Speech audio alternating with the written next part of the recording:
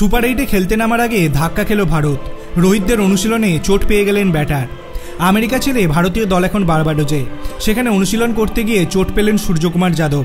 তার হাতে চোট, তবে সেই চোট খুব গুরুতর নয় বলেই জানা গিয়েছে। আফগানিস্তানের বিরুদ্ধে সুপার 8 ম্যাচে খেলতেও সূর্যকুমারের কোনো অসুবিধা নেই।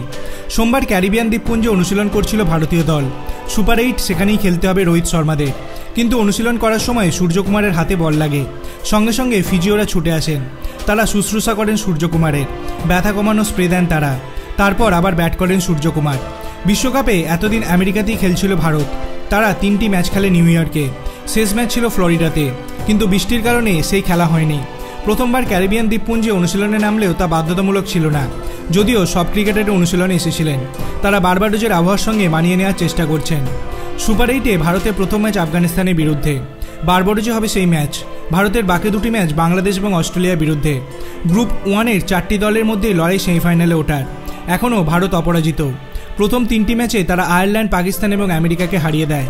শেষ ম্যাচটি ছিল কানাডার বিরুদ্ধে, সেটি বৃষ্টির কারণে ভেস্তে যায়। আপনার কি মনে হয়, ভারত কি এই 3টি দলের বিরুদ্ধে মোকাবিলা করে সেমিফাইনালে উঠতে পারবে?